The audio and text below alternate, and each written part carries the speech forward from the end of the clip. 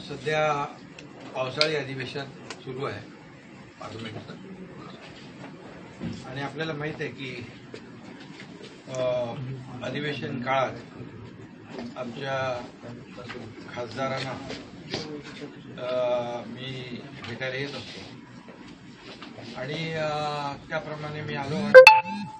प्रधानमंत्री महोदयांनी देखील भेटीची वेळ दिली होती आणि त्यामुळे प्रधानमंत्री महोदयांना देखील मोदी साहेबांना भेटलो, सदिच्छा भेट घेतली आणि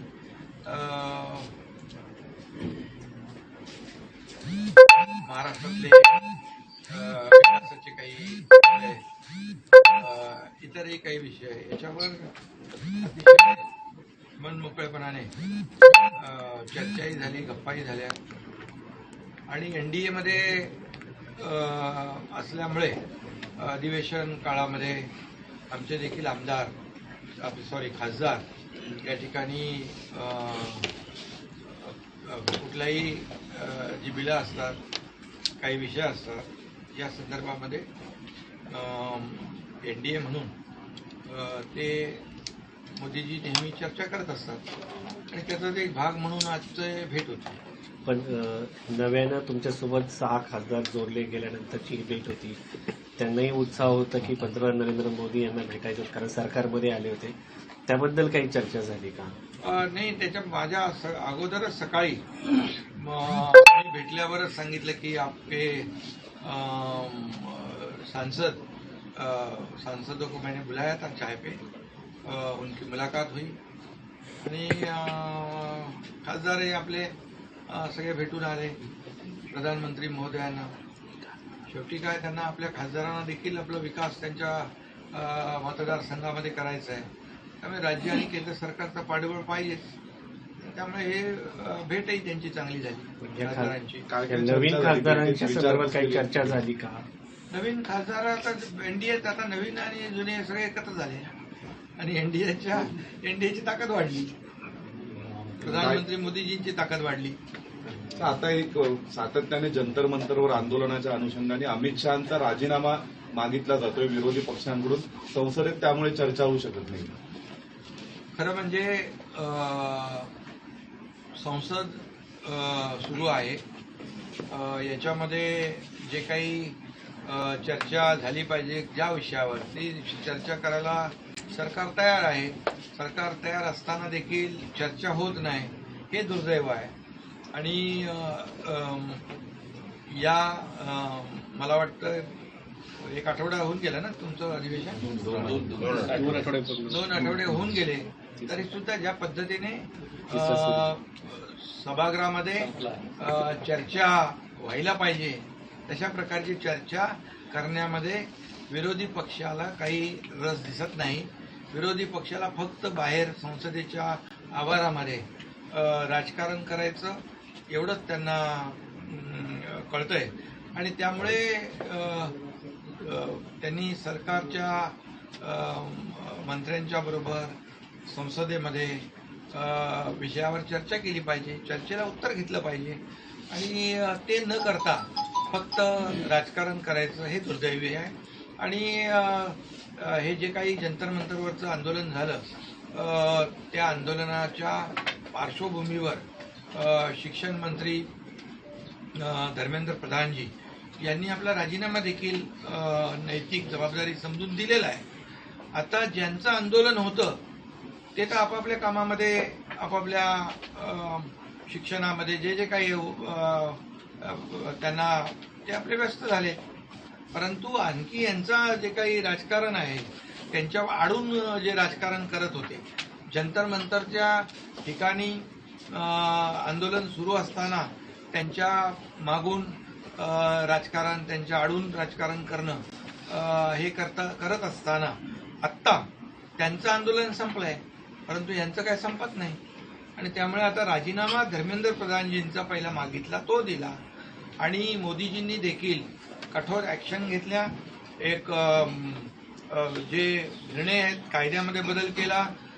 जे कोणी आता विद्यार्थ्यांच्या जीवनाशी खेळतील किंवा परीक्षा पेपर लीक करण्याचं पाप करतील त्यांच्यावर 10 वर्ष, 10 कोटी, फास्ट ट्रॅक, या सगळ्या ज्या काय आहेत, टास्क फोर्स पण नेमलेला आहे अतिशय तज्ज्ञ लोकांचा. हे सगळं एकीकडे करत आहे, केलेला आहे निर्णय. आणि दुसरीकडे मोदीजी स्वतः या सर्व युवकांच्या बरोबर फेस टू फेस बोलतायत, त्यांच्याशी इंटरॅक्शन करतायत. आणि त्यामुळे मी अगोदरच या ठिकाणी सांगू इच्छितो की विद्यार्थी आणि यूथ जो आहे, युवा, हा देशाचं भवितव्य आहे, देशाचं उद्याचं भविष्य आहे. आणि म्हणून सरकारने देखील आणि प्रधानमंत्री मोदीजींनी देखील त्यांचा सन्मान ठेवून निर्णय घेतले आणि स्वतः त्यांच्याशी बोलतात देखील. मग आणखी यांना अमित भाईंचा राजीनामा मागणं म्हणजे हे केवळ राजकारण आहे. कारण अमित भाईंनी नक्षलवाद संपवला म्हणून राजीनामा मागताय. अमित भाईंनी 370 कलम मोदीजींच्या मार्गदर्शनाखाली हटवलं म्हणून राजीनामा मागताय.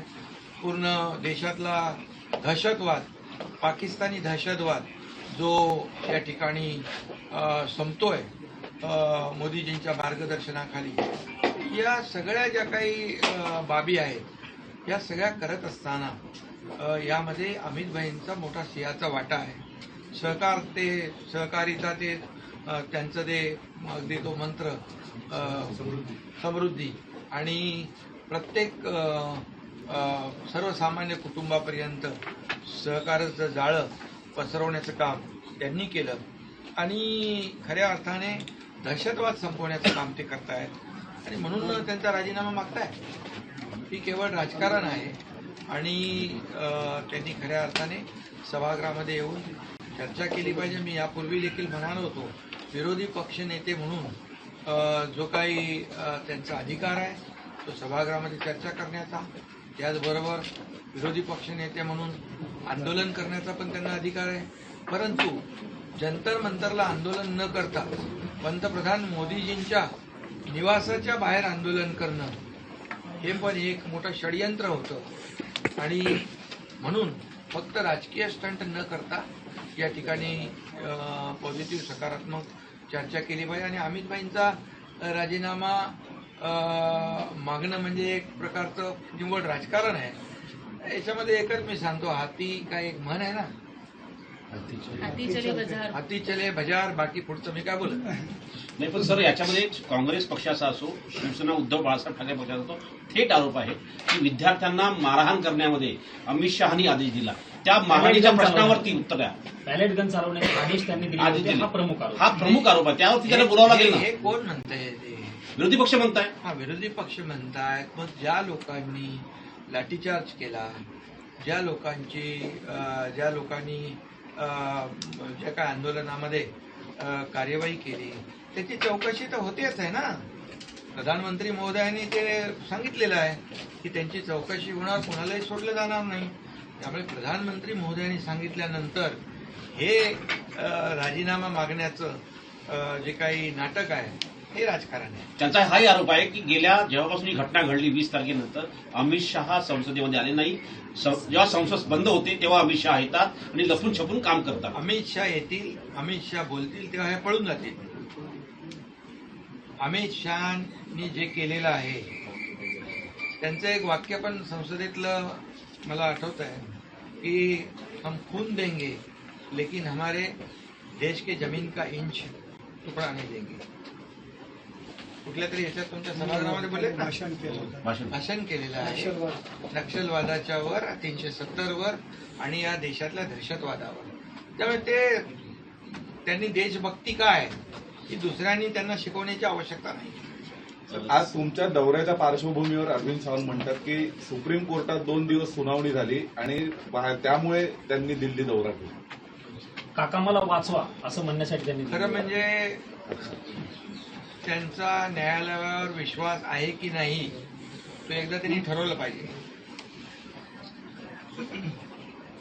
यापूर्वी देखील जेव्हा सुनावण्या होत होत्या तेव्हा देखील पेढे वाटत होते. हे सरकार घटनाबाह्य आहे, हा मुख्यमंत्री घटनाबाह्य आहे. परंतु आम्ही सरकार जे स्थापन केलं होतं ते पूर्ण संविधानाचा आदर आणि सगळं नियम पाळून, कायदे पाळून सरकार आम्ही स्थापन केलं.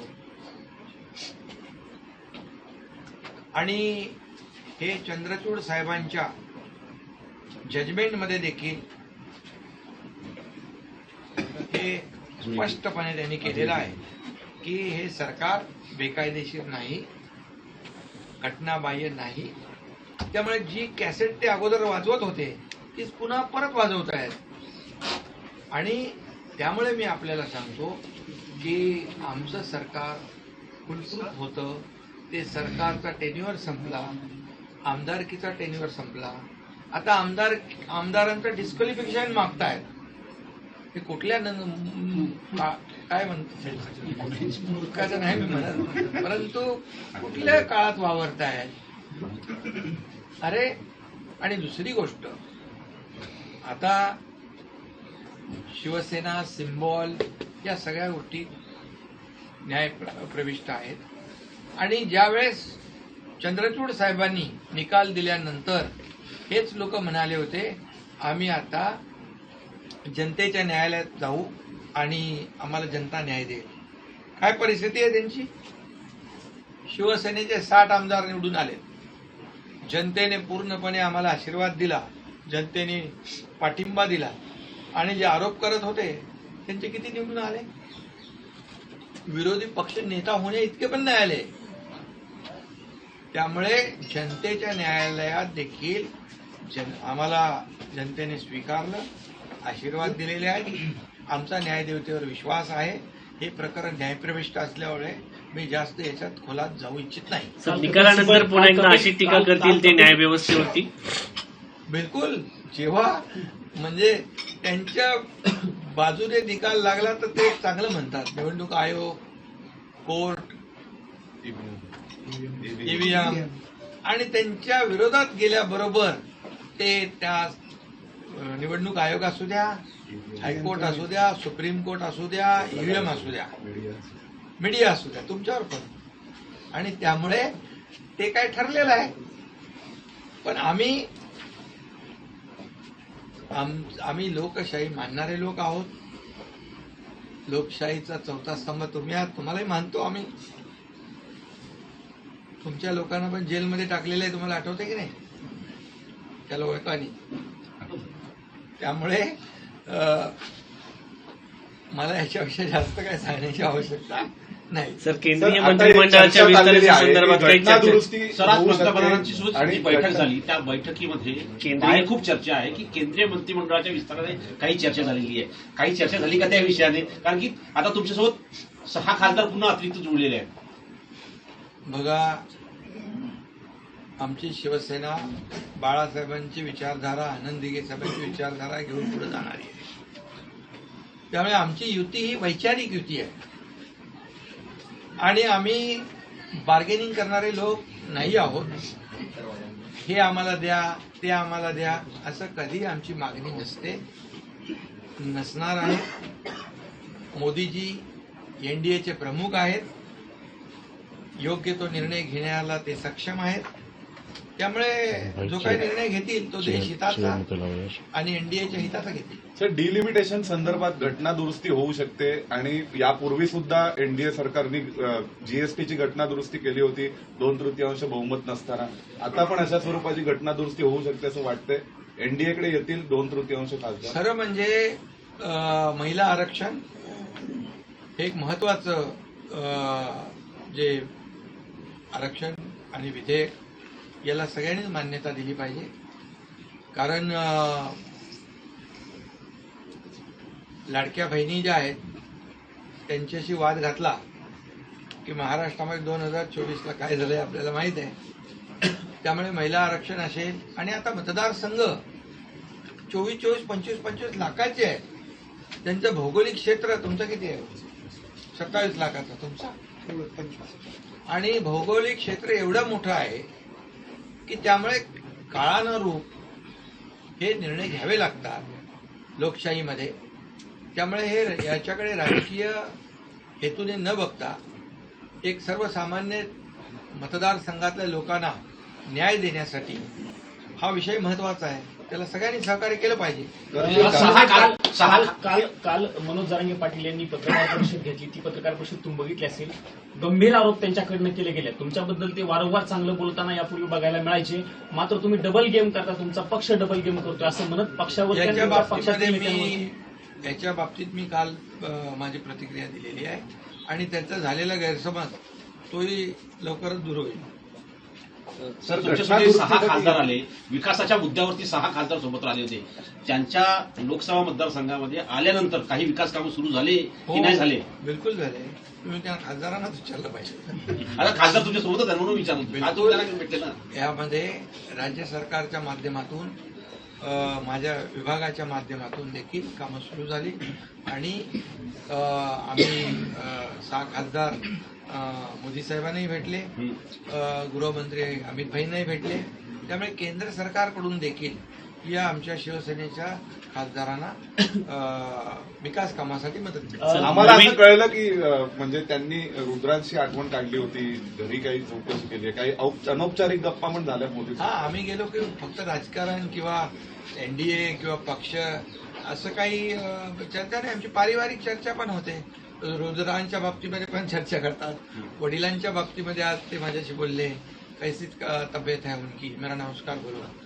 आणि हे सगळं जे काय ते अगदी एक जो इमोशनल जो टच आहे ना मोदीजींच्या ह्याच्यामध्ये, मोदीजी फक्त एनडीएचे नेते म्हणून आमच्याशी वागत नाहीत, तर एक परिवारातले एक प्रमुख म्हणून देखील ते आमच्याशी बोलतात, वागतात. कारण जेव्हा माझ्या हेलिकॉप्टरचा थोडंसं जी घटना झाली ती त्यांनी ऐकल्यानंतर मला त्यांनी मी कुठे बंगालमध्ये शपथविधीला असताना विचारलं त्यांनी मला. त्यामुळे अशा या सगळ्या जे काही भेटल्यानंतर फक्तच राजकीय चर्चा होते असं नाही, पारिवारिक चर्चा देखील.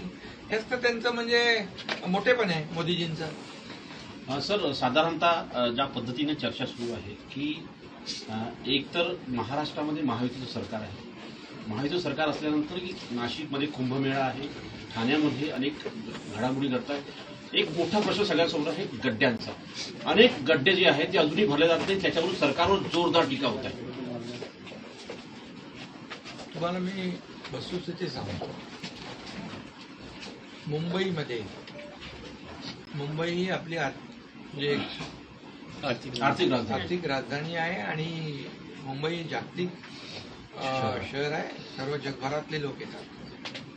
मला सांगायला आनंद नाही मी म्हणत, पण समाधान आहे की यावर्षी आपण जर माहिती घेतली तर कॉन्क्रिटायझेशनमुळे जे दरवर्षी पावसाळ्यामध्ये खड्ड्यामध्ये होणारे अपघात त्याची संख्या तुम्ही बघा आणि खड्ड्यांची संख्या बघा, त्यांचं प्रमाण बघा, तुम्हाला त्याच्यामध्ये खूप तफावत आढळेल. 100% काम झालं असं म्हणणार नाही, परंतु पुढच्या 1-1.5 वर्षामध्ये 100% मुंबई खड्डेमुक्त होईल. ठाणे शहरामध्ये देखील आपल्याला मी सांगू इच्छितो की ठाण्यामध्ये देखील मोठ्या प्रमाणावर रस्त्यांची कामं सुरू आहे. MMR मध्ये देखील रस्ते सुस्थितीत आणण्याचं काम या ठिकाणी त्या महापालिका करतायत. त्यांना नगर विकास विभागाच्या माध्यमातून देखील मी स्वतः मदत करतोय. त्यामुळे खड्डेमुक्त शहर हे होणं ही आमची जबाबदारी आहे. नाशिकमध्ये 7 मृत्यू झाले सर, आणि नाशिकच्या याच्या दृष्टिकोनातून देशाचं लक्ष लागलंय कुंभमेळ्यामुळे. नाही, अपघातामध्ये मृत्यू होणे दुर्दैवी बाब आणि यासाठी त्याची चौकशी लागलेली आहे आणि त्या चौकशीमध्ये जे कोणी दोषी आढळतील त्यांच्यावर कारवाई होईल. परंतु दुर्दैवाने ज्यांचा मृत्यू झालेला आहे ही अतिशय आमच्यासाठी वेदनादायी. महाराष्ट्रातील शेतकरी कर्जमाफीवरती आता सीएम देखील बोलले. इतका गोंधळ का निर्माण झाला? जून अखेरीपर्यंत दिली जाणार होती पूर्णपणे, नंतर आता जुलै संपल्यानंतर नाही, आज दिले ना, आता सुरू झाले, पैसे खात्यामध्ये वाटप सुरू केले. जवळपास 5,000 कोटीच्या वरती आपण शेतकऱ्यांना वाटप आजपासून सुरू झालेलं आहे आणि जवळपास 56 लाख शेतकऱ्यांना कर्ज माफी होणार आहे आणि आता तर आपण पहिले 2 लाखापर्यंतची कर्जमाफी करतोय. त्यानंतर दुसऱ्या हप्त्यामध्ये इन्सेंटिव्ह जो आहे तोही आपण प्रोत्साहन जो हप्ता आहे तोही देणार आहोत. त्यामुळे शेतकऱ्यांच्या पाठीशी सरकार उभा आहे.